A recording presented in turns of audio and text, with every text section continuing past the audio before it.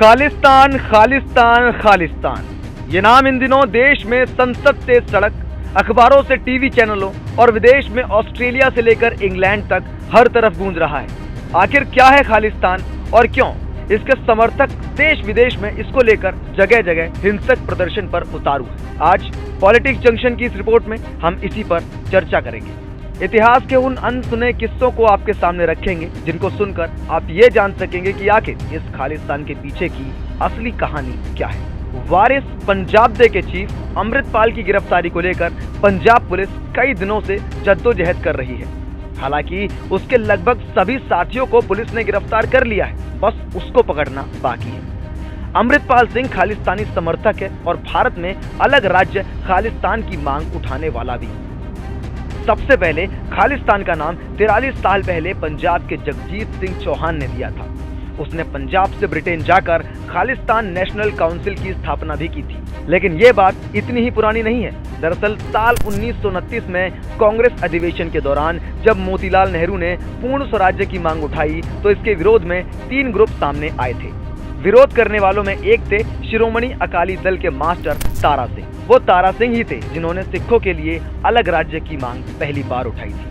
बात 31 दिसंबर 1929 की है, जब लाहौर में मोतीलाल नेहरू की अध्यक्षता में कांग्रेस का अधिवेशन चल रहा था। अंग्रेजों की हुकूमत से जनता त्रस्त हो रही थी। देश के अलग अलग हिस्सों में हिंसक आंदोलन हो रहे थे।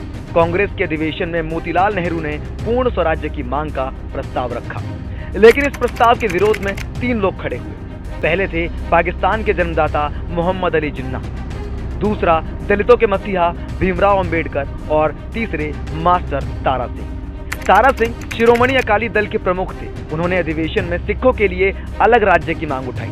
हालांकि ऐसा माना जाता है कि उस वक्त जिन्ना की बात को छोड़कर बाकी 2 समूहों की मांग पर गौर नहीं किया गया था।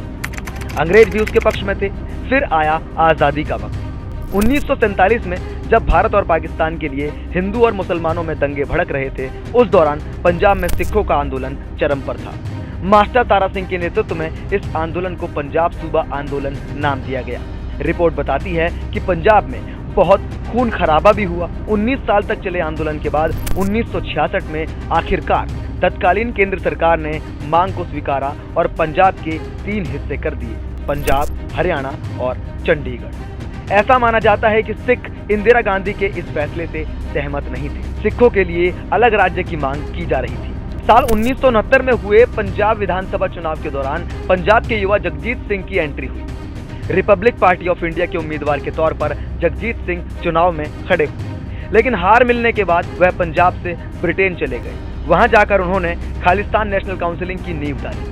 बस यहीं से जगजीत सिंह के नेतृत्व में सिखों के लिए अलग देश खालिस्तान की मांग की नींव पड़ी। 1966 में इंदिरा गांधी ने हालांकि पंजाब को अलग राज्य बना दिया।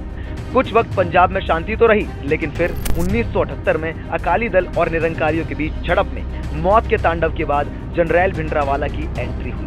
वह जगह जगह भड़काऊ भाषण देने लगा। 80 के दशक में पंजाब एक बार फिर खालिस्तान की मांग को लेकर खून खराबा देख रहा था।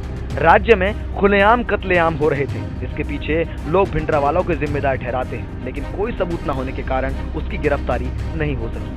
साल 1983 में पंजाब के तत्कालीन डीजीपी की हत्या और रोडवेज बस में हिंदुओं के कत्लेआम के बाद इंदिरा गांधी की सरकार ने पंजाब की सरकार बर्खास्त की और राष्ट्रपति शासन लगा दिया। अब भिंडरावाले ने गोल्डन टेम्पल में शरण ली। वह यहीं से अपना काम करने लगा। इंदिरा गांधी की सरकार के पास ऐसे खुफिया इनपुट थे कि खालिस्तान की मांग को लेकर पंजाब में बड़े पैमाने पर हिंसा होने वाली है। ऐसे वक्त में भिंडरावाला पर नकेल कसना बहुत ही जरूरी हो गया था। सरकार ने इस पर लगाम लगाने के लिए ऑपरेशन ब्लू स्टार शुरू किया। 1984 में शुरू हुए ऑपरेशन ब्लू स्टार में सरकार के आदेश पर सेना ने गोल्डन टेम्पल की घेराबंदी कर दी। रेल और बस सेवाएं रोक दी गईं, मीडिया कवरेज पर पाबंदी लगा दी गई। कई दिनों तक खून खराबे के बाद आखिरकार 6 जून को भिंडरावाले की हत्या कर दी गई। भिंडरावाले की हत्या को कुछ महीने बीत चुके थे, लेकिन पंजाब में खून खराबा खत्म होने का नाम नहीं ले रहा था। इसी बीच इंदिरा गांधी की एक सभा के दौरान उनके सुरक्षा कर्मियों ने गोली मारकर हत्या कर दी। प्रधानमंत्री की हत्या से देश में माहौल और खराब हो गया। देश में कई हिस्सों में सिख विरोधी दंगे शुरू हो गए। एक अनुमान के मुताबिक अकेले दिल्ली में लगभग 3000 सिखों की हत्या कर दी गई थी। बस इसी के जवाब में 23 जून 1985 को एयर इंडिया विमान को बम लगाकर उड़ा दिया गया। विमान में सवार सभी 329 यात्रियों और क्रू मेंबर्स की मौत हो गई। इस मामले की जिम्मेदारी बब्बर खालसा ने ली। उसने इसे भिंडरावाले की हत्या का इंतकाम बताया। 1986 को ऑपरेशन ब्लू स्टार के कमान संभालने वाले एएस वैद्य को मार दिया गया। इसकी जिम्मेदारी खालिस्तान कमांडो फोर्स ने ली। हालांकि सरकार का दावा है कि अब देश में खालिस्तान आंदोलन पूरी तरह से खत्म हो चुका है, लेकिन देश के कई हिस्सों में ऐसे आपराधिक तत्व अभी भी जिंदा है। ब्रिटेन और कनाडा में भी खालिस्तान के बड़े पैमाने पर समर्थक माने जाते हैं। ये लोग लगातार खालिस्तान की मांग उठाते रहते हैं, जैसे कि आजकल आपको पंजाब में देखने को मिलता है। चाहे अमृतपाल हो या उसके समर्थक, लगातार खालिस्तान की मांग करने से वो बात नहीं आते। तो पॉलिटिक्स जंक्शन की आज की इस रिपोर्ट में केवल इतना ही। बाकी इस तरह के तमाम ऐतिहासिक पहलुओं के अनसुने किस्से जानने के लिए सब्सक्राइब कीजिए पॉलिटिक्स जंक्शन को, वीडियो को लाइक कीजिए और अपनी राय हमें जरूर कमेंट बॉक्स में बताएं।